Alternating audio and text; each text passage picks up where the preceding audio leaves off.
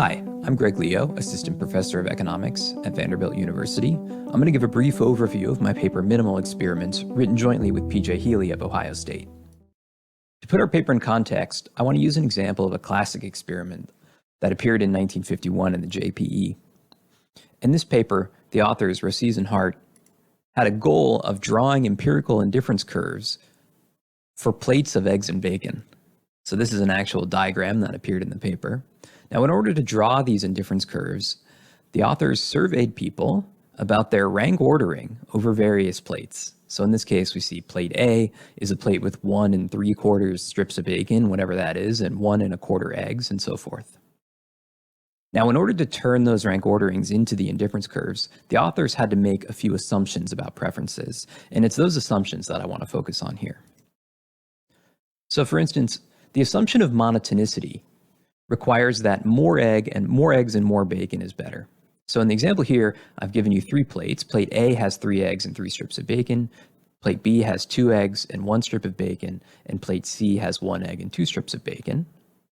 Monotonicity requires that plate A is better than B because it has more of both eggs and bacon. And plate A is better than C because A has more eggs and bacon than plate C. Another way to think about this model or this assumption is to write down all of the rank orderings that people could have over the 3 plates, A, B, and C, that are consistent with monotonicity. So in this case, the rankings ABC and ACB are the only ones that are consistent with monotonicity. All 4 of the other rankings are inconsistent with monotonicity. So really, you can think of a model, or you can think of an assumption, or something you want to learn about preferences as a partition of the possible rank orderings.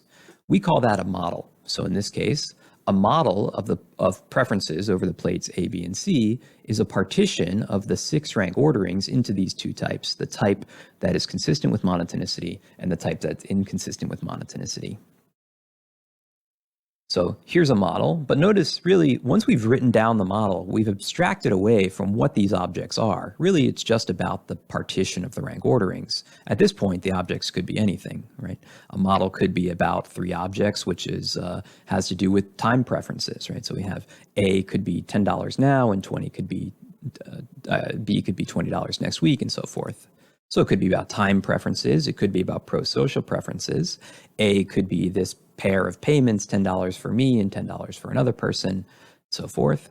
It could be about objective lotteries, right? So here we have 3 objects, which are just different objective lotteries. Or it could be something about subjective lotteries. I'll come back to this example at the end. This is, an object that pays $10 conditional on some event. The event here is that the Braves win the 2022 World Series. Okay, we say a model differentiates a pair of rankings if those rankings appear in different types in the model. Okay, so the ranking ABC is in type 1, the monotonic type, and the ranking BAC is in a different type. It's the non-monotonic type. It's a type 2. So 2 rankings are differentiated if they appear in 2 different types or 2 different sets of the experiment partition. Now, linking models to experiments, an experiment is simply a set of sets of the object. So here, it's just an experiment with one set, okay, the set ABC. In such an experiment, the goal is just to have a subject pick one thing from each set, okay? So you can think of it, an experiment in our paper is just a set of menus that the subjects are asked to choose from. Here, they're just given one menu, the menu ABC, and they have to choose their favorite thing from the menu ABC. So for instance, the ranking ABC will choose A from this menu, and the ranking ACB will also choose A. On the other hand, the ranking BAC will choose B from this menu, okay, and we can go forward from there. We say that an experiment separates 2 rankings if the subjects choose differently in the experiment. So they make at least some different choice in the experiment. Here, there's only one choice they have to make. And so separating 2 rankings with this experiment requires that the subject chooses a different favorite thing from this set of 3 objects, right? So a different favorite plate from ABC. So for example, this experiment, ABC, separates the ranking in blue from the ranking in green because they choose differently in the experiment. And in fact, notice that this experiment, where we just ask subjects to choose one thing from the set ABC, actually separates every pair of rankings that are in different types in the model, right? Every ranking in type 1 will choose A, and every ranking in type 2 will choose either B or will choose C. But importantly, for any pair of rankings that are in different types, that is, any pair of rankings that is differentiated by the model, this experiment separates those rankings. When that's the case, when it's the case that every pair of rankings in a different set of the model or in a different type of the model is separated by every differentiated pair is separated by the experiment, we say the experiment classifies the model. Okay, intuitively, that means that this experiment can be used to figure out which type a subject is in, just by looking at their answer, what they choose from this menu. ABC is actually the smallest possible experiment that classifies that experiment of monotonicity. There's no experiment that involves fewer sets or one set with a fewer number of objects in it that will classify that experiment, and so we say that it's minimal. Now, the goal of our paper is to find the minimal experiment for any model you might write down, right? A model could be to have 10 objects in it and 20 types or something like that. We want to be able to characterize the minimal experiments for any model. Let's look at another example. So now we're looking at the example of convexity. So I've given 3 plates again, but in this case, plate A has 2 eggs and 2 strips of bacon, plate B has 3 eggs and 1 strip of bacon, and plate C has 1 egg and 3 strips of bacon. Now notice that plate A is a convex combination of plate B and C, and by that I mean that we could create plate A by taking half of plate B and combining it with half of plate C. Convexity, the assumption of convexity, requires that any mixture, any convex combination, has to be better than the worst of the 2 endpoints. So because we can create A from combining B and C, from taking half of B and half of C, plate A, for preferences to be convex, plate A has to be better than the worst of plate B and C. That is the least preferred of plate B and C. So this requires that plate A is either better than B, or it's better than C, or this is not an exclusive or, it could be both. A could be better than both B and C. So here we have the rank orderings that are consistent with convexity. That's ABC, ACB, BAC, CAB. Notice those are all the rankings where A is not ranked last. That's type 1. And type 2, the rankings that are non-convex, are the rankings that put A last. That is, A is not better than B and A is not better than C. Okay, so here's our model, and now we want to know what is the minimal experiment. That is, what is the experiment, the set of menus that uses the fewest number of menus, and if the same number of menus, the fewest number of total objects in those menus, that can separate every differentiated pair of rankings for this experiment, and that is to say, what is the minimal experiment that classifies this model? Well, in this case, you can't do it with just one menu. You have to ask 2 menus. You have to ask subjects to choose from the menu AB and subjects to choose from the menu AC. Notice that the subject will be type 1 as long as they choose A once in this experiment. If they choose B in the first menu and C in the second menu, they must be from type 2. So this is the minimal experiment for testing convexity. Now, another model might have multiple types in it. So here I've written down the model which has the convex preferences split up into 3 subtypes where that classifies subjects by their favorite object. Right? So here we have the non-convex preferences in type 4 and the convex preferences in type 1, 2, 3, but further split up by their favorite object. And so if we wanted to classify that model, we can't do it with just asking ABC, for instance, right? Because if we just ask them to pick one thing from ABC, well, if they pick B, we don't know whether they're a type 2 or a type 4. So what is the minimal experiment for classifying this model? Well, actually, it's just the same experiment that we had before, right? So the minimal experiment is just the same as learning whether preferences are convex, as classifying that convexity model. So actually, we don't even need to ask any further information to classify this this finer model. Now, there's a slight difference here. We might consider those non-convex preferences to be sort of outside the model. That is, we might assume that subjects could never be one of these 2 types. And we might want to classify this model under the assumption that a subject could never reveal that they have preferences consistent with the rank ordering BCA or CAB. That is, we might want to assume convexity and just classify subjects into types within this model. That's called classifying an incomplete model. And in this particular case, notice we can classify this model, this incomplete model, with just the set ABC. Right? So that's also something we want to be able to do in this paper. So again, the goal is to be able to find the minimal experiment that classifies any complete or incomplete model, no matter how big that model is or how many objects in it or how many sets that there are. How hard is that? Well, so far it seems pretty easy. Like intuitively, we can just find the minimal experiment for each of the models we've discussed so far. Let's count up the number of possible experiments. What I want to show you is that the reason it was so easy is because with three objects, the 3 plates that we've looked at so far, the number of experiments is not that big. But as you add objects to the model, the number of possible experiments grows to ridiculous sizes. Okay, so what is an experiment? Well, it's a set of sets of the objects. So what are the valid sets for 3 objects? Well, it doesn't make sense to ask them to choose something from an empty set or a set of just one thing. We know what they'll choose from those. So those have no place in an experiment. Really, all we care about are the sets that have at least 2 things in them. Okay, so in the case of 3 objects, here's all the sets we'd be interested in. Here's all the relevant menus.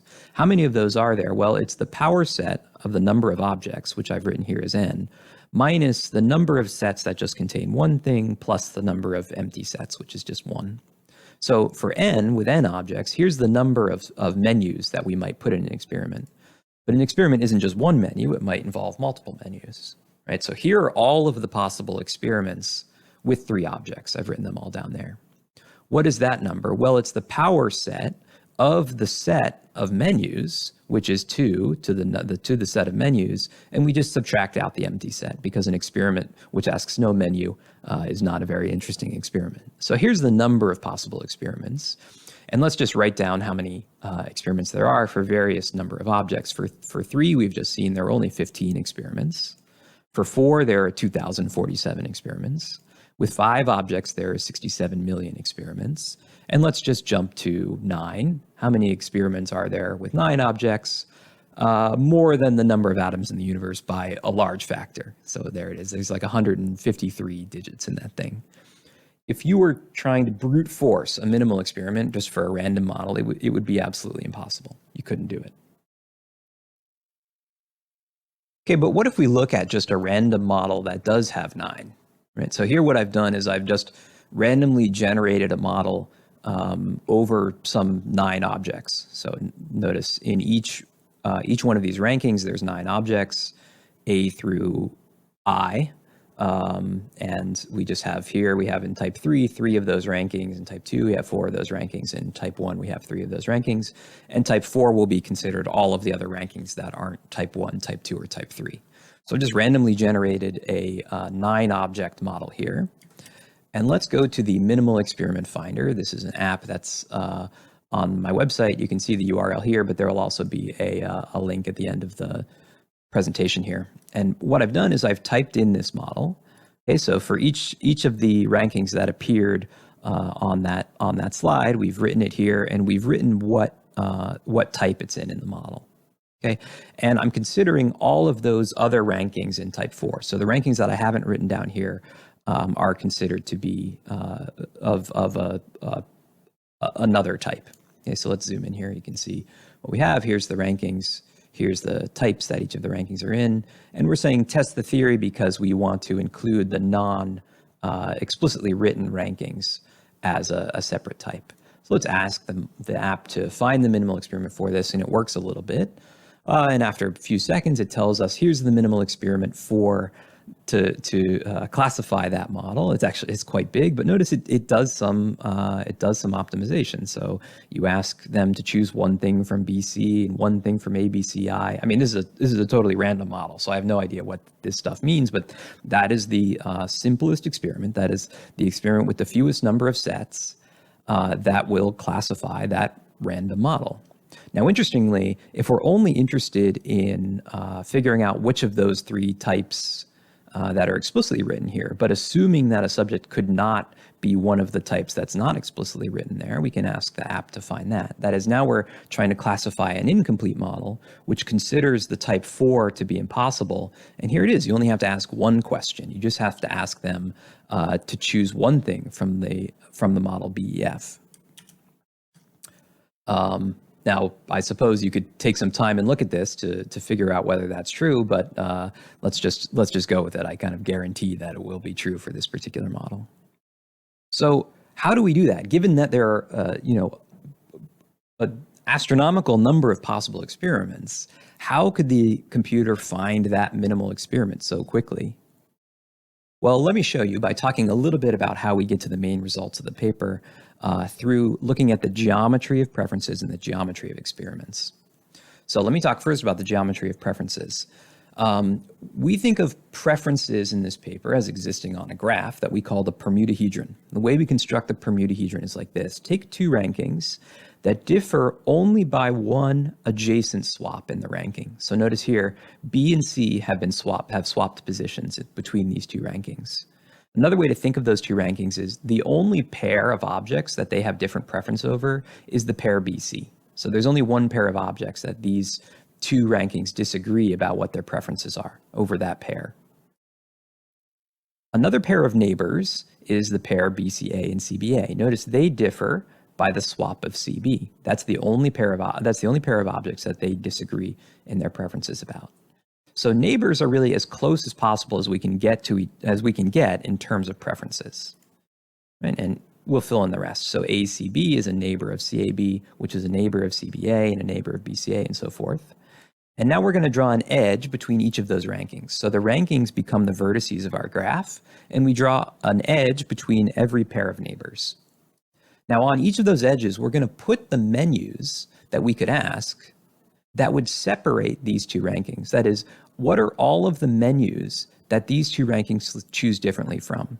Well, ABC and ACB, the only thing they disagree about is their preference over BC. And in fact, the menu BC is the only menu they would choose differently from. ABC would choose B from this menu and ACB would choose C from it. On the other hand, if we ask them to choose from the menu ABC, they would both choose A. In fact, every other menu that we could ask, they would choose the same thing. Okay, over here, between ACB and CAB, they choose differently from AC because that ranking is swapped. But notice they also choose differently from the menu ABC because they have a different favorite object as well. So we can continue to put those menus on each of the edges of the permutahedron, and now we have what we call the labeled permutahedron. This is what it looks like for 3 objects. If you're curious what it looks like for 4 objects, here it is. It has a lot of the same symmetries as a 3-object one, right? Notice this hexagon is right here, and it's this more complex thing. Okay, but importantly, these are easy for the computer to represent in memory. It just keeps track of who the neighbors are and that there's an edge between them and what the menus are on each edge. Okay, let's press forward. So here what I've done is I've color-coded 2 different types from our original monotonicity model.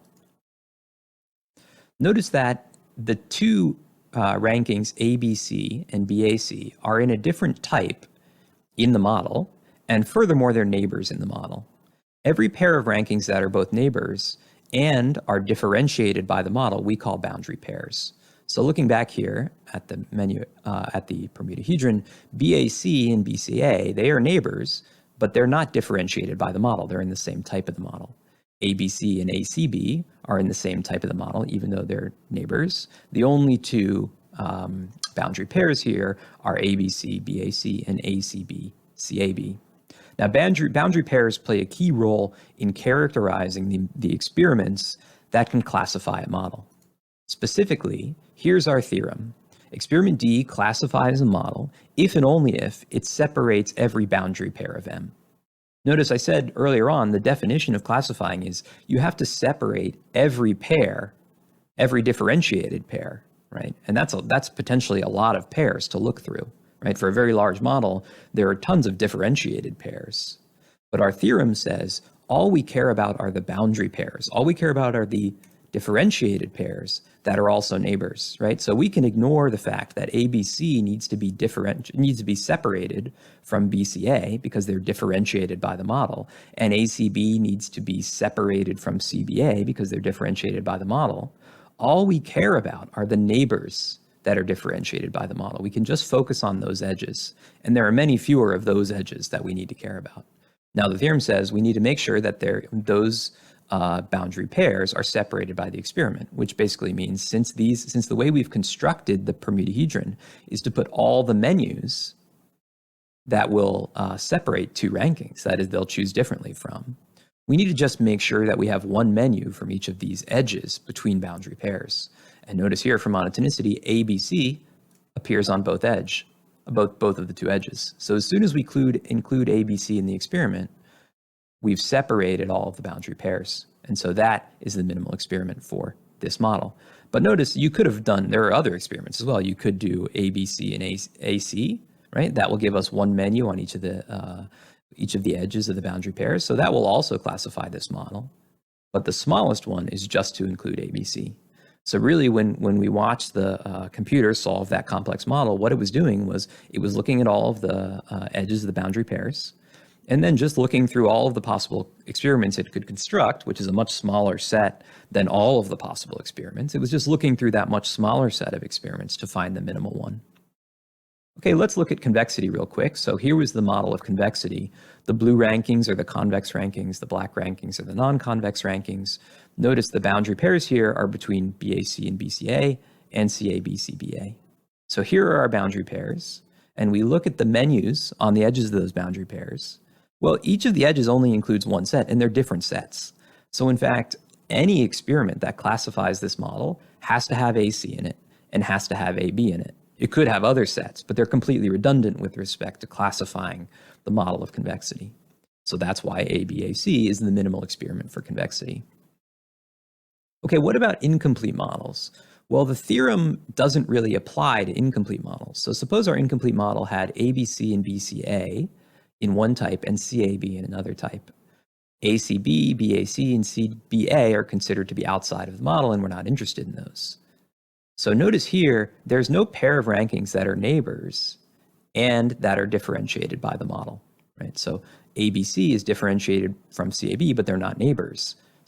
BCA is differentiated from CAB, but they're not neighbors. So what do? Well, we just augment the permutahedron a little bit. Okay, so what we do is we look at the shortest paths between all of the rankings that are inside the model, that is, that need to remain on the permutahedron. Here are the shortest paths between all of those rankings. And what we do is if a shortest path between two rankings, and specifically every shortest path between two rankings, only includes rankings or vertices that are outside the model, we construct a new edge between those rankings. So here, ABC and CAB have this shortest path. And notice it only includes vertices that are outside the model, that is, have been removed from the permutahedron. So we construct a new edge between them, and we do that for all the rankings that are still inside the model, that are relevant to classifying this model. So we've constructed these new edges by bridging rankings for which all of the shortest paths have sort of been removed. And then what we do is we take the menus that were previously on those shortest paths, and we just pile them up on the new edges. Our theorem with regard to classifying incomplete models is essentially analogous to the other classification theorem, and it just says that an experiment classifies an incomplete model if and only if it separates every restricted boundary pair of M. And by restricted boundary pair, we mean a boundary pair on this, what we call the restricted permutahedron, this new construction. Here are the two boundary pairs on the restricted permutahedron. The theorem says we need to make sure we have at least one menu from every edge between restricted boundary pairs. So we need to have one thing from here, and we need to have one thing from here. But notice AC appears on both of those edges. So the minimal experiment for this model, this restricted model, is just the menu AC. Okay, how can we use this in practice? Well, let me give you an example of trying to figure out someone's beliefs about whether the Braves will win the World Series. Okay, so think back to 2001 when the Braves were playing the Astros in the World Series, And we want to know, what is the probability a subject believes that the Braves will win? Okay, so we don't need to know the precise probability. What we're interested in is classifying them into having a relatively high belief that the Braves will win, above 66%, a moderate belief between 33 and 66% that they'll win, and a low belief. Okay, so to do this, first we need to construct some objects that will allow us to measure this. And the objects that I want to use are the subjective lottery T. I'm thinking of T as being it's true that the Braves win. Okay, so this object will pay $10 if the Braves win the World Series. The object F is $10 if they don't win. And the object L66 is an objective lottery that pays $10 with a 66% chance. Okay, so now let's look at these different classifications, these belief classifications, and think of the rank orderings that are consistent with each. So here they are. One thing I want to point out is that it's not possible to have a ranking where both T and F are ranked above the lottery 66. So as long as you have a belief that sums to 1, and you treat a subjective lottery like an objective lottery, where you just replace the subjective event with your belief about the probability that will occur, the rankings that put both T and F above L66 are impossible. So those are sort of, we can consider those outside the model. And we're going to construct a restricted model and classify the subjects into these 3 types. So let's look at this one. Someone who has a belief that the Braves will win with at least a 66% chance would prefer to be paid, if they win, to being paid with an exactly 66% chance, because they believe that the chance they'll win is above 66, and would also prefer being paid with an exactly 66% chance to being paid if the Braves don't win, which they believe is less than 1/3 likely. Okay, so you can see all the possible rankings here and confirm that these rankings are in fact consistent with this belief under some weak structure about how beliefs are or what beliefs look like and how they turn into preferences over objective and subjective lotteries. Okay, so now we can take this and we can turn it into the Bermudahedron. Really, what we have here, there's just 3 objects, right? So the Bermudahedron is no more complex than the bacon and eggs examples that we were looking at before. And here's the restricted Bermudahedron. Okay, notice there's no edge between the blue and green ranking, and that's because there is a shortest path between those 2 rankings that still is sort of intact in this incomplete model. So we don't need to construct a new edge between these 2. But we have here constructed the restricted Bermudahedron and labeled the edges. And let's look at what the restricted boundary pairs are here. Well, the only 2 restricted boundary pairs are these 2. And notice on both of those edges, the menu TFL06 appears. So what is the minimal experiment for classifying subjects into these 3 types, that is, into these 3 types of beliefs? You can just ask them one question. You can ask them, what would you most like to be paid from this set? What is the way you would most like to be paid from this set? Would you rather be paid $10 if the Braves win? Would you rather be paid $10 if the Astros win? Or would you rather be paid $10 with a 66% chance? If they choose $10 if the Braves win, they're of this type.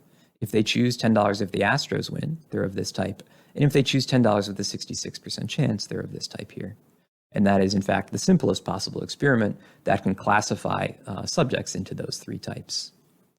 Now, interestingly, if we want to expand the types to 4, classify subjects into these 4 things, the minimal experiment has a very similar structure. Actually, this is a typo here. This 66 should say 75.